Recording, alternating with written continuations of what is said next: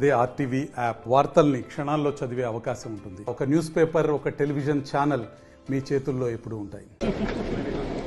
Season start అయిన తర్వాత కొన్ని గ్రామాల్లో సహజంగానే ఈ జ్వరాలు ఇతరత్ర చిన్న చిన్న జబ్బులు వస్తుంటాయి. దాంట్లో భాగంగా పాలేరు నియోజకవర్గంలోని తిరుమలాయపాలెం మండలంలో కొన్ని గ్రామాల్లో ఈ జ్వరాలు రావడం జరిగింది.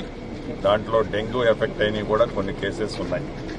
గౌరవ కలెక్టర్ గారు, నేను, జిల్లా ముఖ్యాధికారులందరికీ ఇక్కడికి వచ్చాం, పర్యవేక్షించాం. నిన్న మొన్న కూడా అధికారులందరూ ఇక్కడే ఉండి ఈ జ్వరం తగిలిన వారికి ట్రీట్మెంట్ చేయటం ఇతరత్ర ప్రభుత్వ పక్షాన చేపట్టారు. సంతృప్తికరంగా అవి జరుగుతున్నాయి. కానీ ఒకటైతే నిజం, ఏదైతే గడిచిన 10 సంవత్సరాల్లో గ్రామీణ ప్రాంతంలో మౌలిక వసతులు మేము అద్భుతంగా చేశామని చెప్పిన ఆనాటి ప్రభుత్వం మౌలిక వసతులు సరిగా లేని మాట నిజం. ఈ మధ్యనే ప్రతి గ్రామం నేను తిరిగాను. ఏ గ్రామానికి వెళ్లినా వందలాదిగా మౌలిక వసతులకు సంబంధించిన అర్జీలు నాకు అందించారు.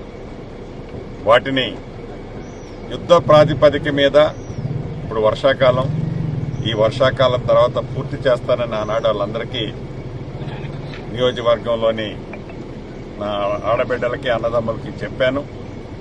ఆ దిశలోనే ప్రభుత్వ పక్షాన ఏ రకమైన సహాయ సహకారాలు, ఆర్థిక శాంక్షన్స్ చేపించుకుంటూ వస్తున్నాం.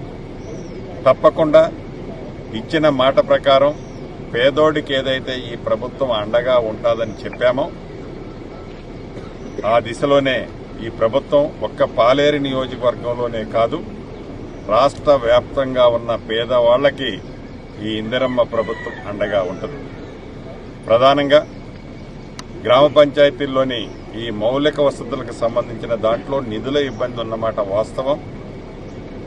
గౌరవ ముఖ్యమంత్రి గారితో నేను ఈరోజు మాట్లాడి వీలైనంత తొందరలో రాష్ట్ర ఆర్థిక పరిస్థితి బాగా లేకపోయినా గ్రామీణ ప్రాంతం ఈ రాష్ట్రానికి ఆయువు పట్టు కాబట్టి దానికి కావలసిన ఎక్స్పెండిచర్, గ్రామీణ ప్రాంతంలో మౌలిక వసతులతో కావాల్సిన డబ్బుని గౌరవ ముఖ్యమంత్రి గారితో, మంత్రులతో మాట్లాడి వీలైనంత తొందరలో రిలీజ్ అయ్యే కార్యక్రమాన్ని కూడా చేపడతాం. ఒకటి నిజం, ధనిక తెలంగాణ రాష్ట్రం అని చెప్పిన ఆనాటి ప్రభుత్వం, ఇది గత ప్రభుత్వం మీద నింద మోపటం కాదు, మౌలిక వసతులే సరిగా చేసుకోలేకపోయాం. గడిచిన 10 సంవత్సరాల్లో ఈ ప్రభుత్వం మౌలిక వసతులని గ్రామీణ ప్రాంతాల్లో తీర్చిదిద్దే బాధ్యత తప్పకుండా గౌరవ ముఖ్యమంత్రి రేవంత్ రెడ్డి గారి నాయకత్వంలోని ఈ ప్రభుత్వం రాబోయే రోజుల్లో తప్పకుండా చేస్తాం. మరిన్ని వీడియోస్ కోసం ఛానల్ ని సబ్స్క్రైబ్ చేయండి. లేటెస్ట్ అప్డేట్స్ కోసం వాట్సాప్ ఛానల్ ని ఫాలో చేయండి. అండ్ లింక్ డిస్క్రిప్షన్ లో ఉంది.